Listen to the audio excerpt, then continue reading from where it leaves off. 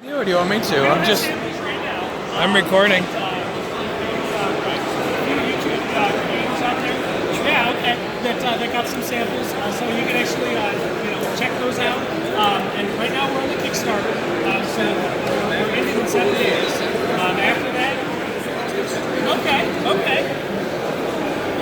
I mean, if you follow back up with this, we might be able to get you some samples.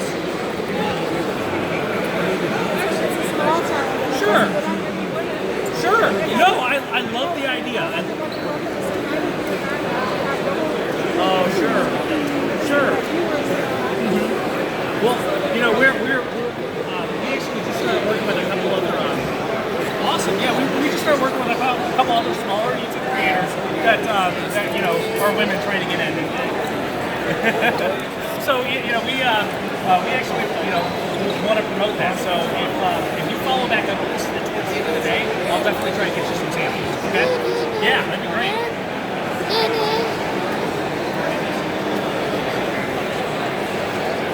Anything you want to say?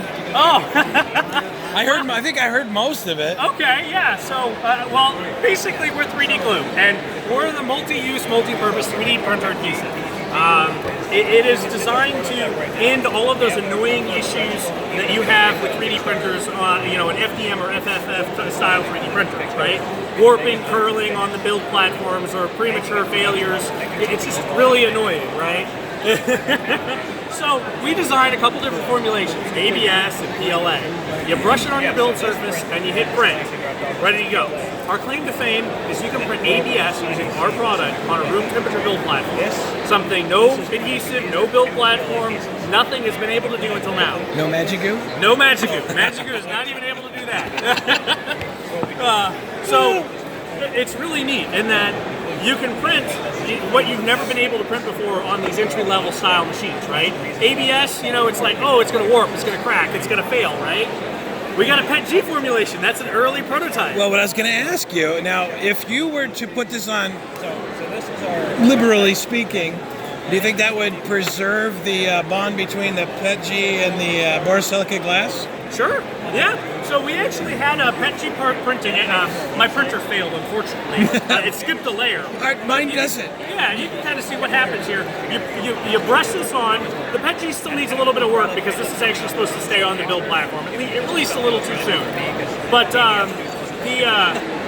idea is that you print right on top of our stuff, and it actually fuses. It fuses to the plastic. And so when you normally peel it away, you actually are left with a part-shaped hole in your print or on your build surface. And then to clean this up, you just take a little bit of Scotch-Brite and you knock this little film off. Oh. You're good to go, right? And then if you want to print again, you just fill in the hole with the same stuff, and you're ready to print again. Simple as that. The coolest thing I think about our product is its multi-use capabilities. If you've ever tried to print in PLA and then glue PLA prints together, you're stuck using what? Super glue or epoxy, right? Or you get a 3D pen and you try and melt it together, And right? Hardly anybody ever says that. Yeah. Man. What's up with that? Yeah, I mean, that's cool, right? You can physically bond things, yeah. But it's you gotta get in there, and it's kind of annoying. So we have this handle. You want to try and pull on this? Pull as hard as you can. You're not going to break this. 450 pounds of force. All right. I don't want to break anything else either. 450 pounds of force against a 1-inch square joint on PLA. This is, again, PLA. Now, if you said that was PLA and ABS together? We can bond PLA and ABS together, too, yes. We've actually done it. We don't have any examples. Even cooler, let's print PLA standing up vertically, all right? Now let's apply a load to the shear, right? Or to the shear plates. Try and pull it apart. They break. They fail, right? You can't ask the 3D printer to do that. Brush on our product. It smooths it, and now it's able to hold 150 pounds. So right now, again, we have 50 pounds in this. This is not going anywhere at all. We've tested it multiple times.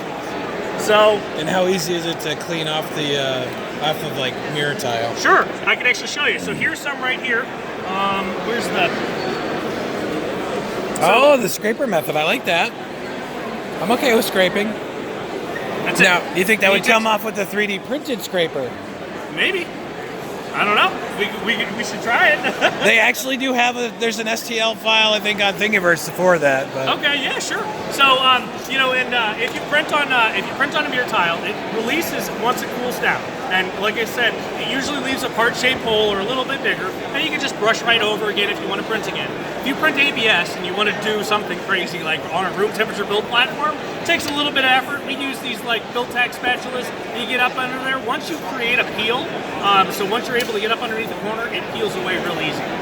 It's designed to release. If you're having some trouble and you don't feel like fussing with it, heat your bed up to 80°C or higher. It releases the elastomers inside. That's good to know too. Yeah. So you know. See, I run at 60 now. Yeah. I used to run at 40, and then somebody came up and was like, "Why do you run at 60?" And I'm like, "That's a good point. I'm not paying the electric bill anymore." Yeah. So you know, it's a multi-use, multi-purpose 3D printer adhesive. It was originally designed for build platforms. It can be used to fuse parts together and even smooth. Well, I've got your card, so great, awesome. Yeah, like I'd give you mine, but I don't have one right now. That's all right, no worries. So thank you for that. And what's your company name? Yeah, we're 3D Gloop, and right now we're live on Kickstarter. You can Google search 3D Gloop, or you can go to our website 3dgloop.com, and there's a big banner on the top. And follow it to the Kickstarter. Sweet, thank you.